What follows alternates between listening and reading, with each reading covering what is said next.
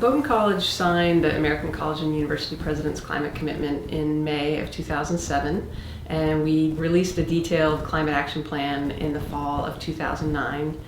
Our goal to become carbon neutral by 2020 was set so that we would have a goal to really push us in the near term rather than setting a goal in, say, 2050. We organized our climate action plan around several major categories, which included energy conservation, changes in our physical plant, incorporating renewable energy into our energy portfolio, and also looking at behavioral change. We're also incorporating green building design techniques into any new construction and renovation projects that we do, with a real focus on energy efficiency and reducing our greenhouse gas emissions. So, for example, Watson Arena was one of the first collegiate lead hockey arenas in the country.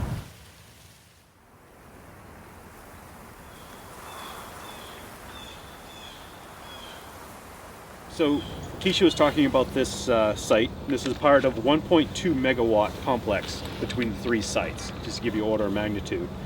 There's 2,147 panels on this site.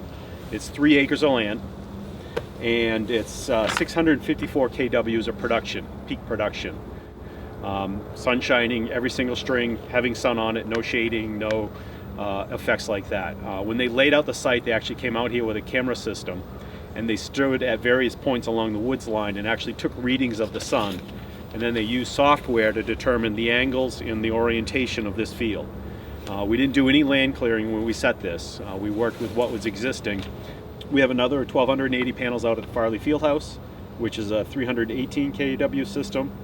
Watson's got 1,000 panels on it, which is about a 250 kW system. And then we've got a small system on the 52 Harpswell, the lead silver house. Keisha was talking about the percentage of campus. It was like 8% of campus had electricity, which doesn't sound like much, but just so you realize, that's 1.6 million kilowatt hours of electricity a year. 1.6 million. So it's a fair amount of energy that these systems can produce, and that's all of the sites. The reductions is about 33 million pounds of CO2 over the 20-year contract that we have on this site. Just so you know, this site is a partnership with a provider. Basically what they did was they provided the capital, they provided the design. We have a contract with them to buy electricity for the 20 years. And what they try to do is package this up and work with investors to make investments in renewable energy. Those small boxes there, those are all metering equipment.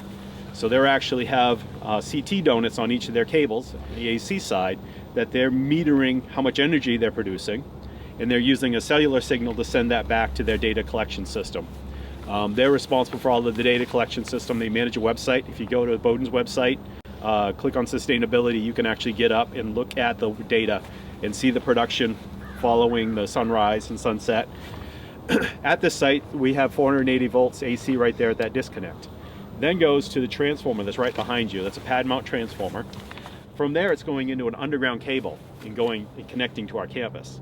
So this power is actually feeding our south side of campus, which is where the ice arena is, the field house, the tower dorm, all the way up to the art museum, and some of the dorms. So it's worked out pretty well. We've gotten really great production. The models have mostly held true. As of 2015, we've made considerable reductions in our greenhouse gas emissions, and we've actually reduced our own source emissions 17% since our base year of 2008. So the college will continue to assess solar power opportunities over the next 5 years as we march towards 2020 and our data being carbon neutral.